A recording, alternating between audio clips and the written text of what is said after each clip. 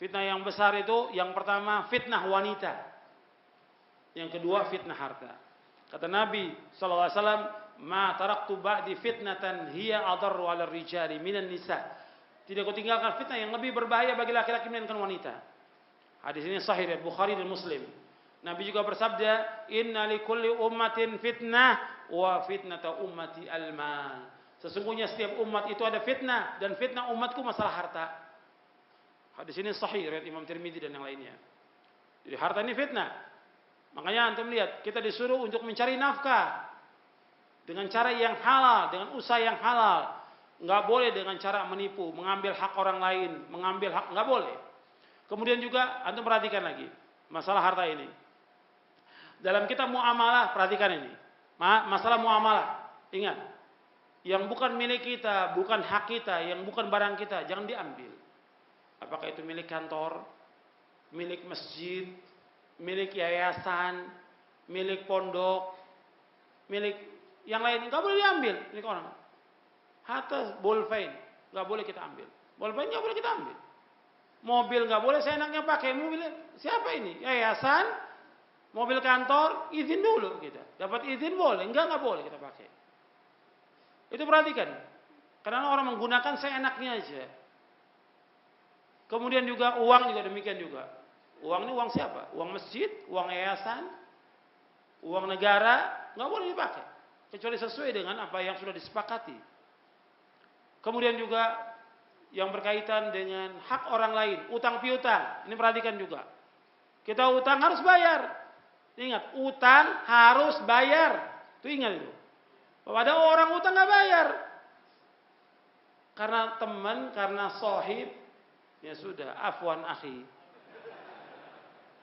Gak bisa. Kalau utang harus bayar. Antum janji seminggu, sebulan harus bayar. Dan ingat masalah utang berat. Allah akan tuntut sampai hari kiamat. Nabi SAW bersabda dalam hadis yang sahih, "Nafsul bidainihi hatta yuqda anhu." Ruh seorang mukmin tergantung dengan hutangnya. Tergantung dengan hutangnya.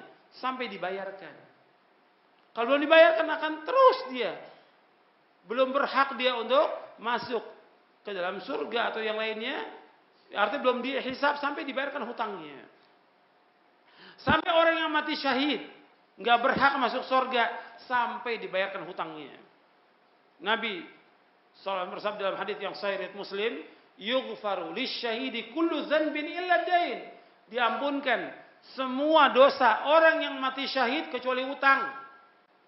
Utang bayar. Bahkan Nabi SAW tidak mau menyolatkan orang yang masih ada utang 2 dinar. Ada sahabat dibawa jenazahnya di hadapan Nabi, disuruh sholatkan. Nabi sebelum sholatkan Nabi tanya dulu, ada utang apa tidak? Kata sahabat ada 2 dinar. Kata Nabi, aku nggak mau sholatkan. Nabi nggak mau menyolatkan jenazah yang ada utang, nggak mau Nabi sholatkan. Sampai Abu Qatadah mengatakan, Rasulullah, saya yang nanggung utangnya, saya yang bayar. Betul kamu bayar? Betul ya Rasulullah. Kemudian Nabi sholatkan. Dan setelah disolatkan, dikuburkan, dimakamkan, besok ketemu lagi, Nabi tanya lagi. Sudah kamu bayarkan? Sudah ya Rasulullah. Sampai seperti itu. Jadi perhatikan, masalah utang, masalah berat, dan akan dituntut sampai hari kiamat. Ketika kita utang, itu bukan uang kita. Uang saudara kita, uang teman kita, uang tetangga kita, kembalikan kepada orangnya. Sesuai dengan janji itu. Apakah sepekan, apakah sebulan, atau setahun, kembalikan. Itu perhatikan. Jangan kita kemudian menggampangkan masalah utang. Masalah ini akan dituntut oleh Allah sampai hari kiamat nanti.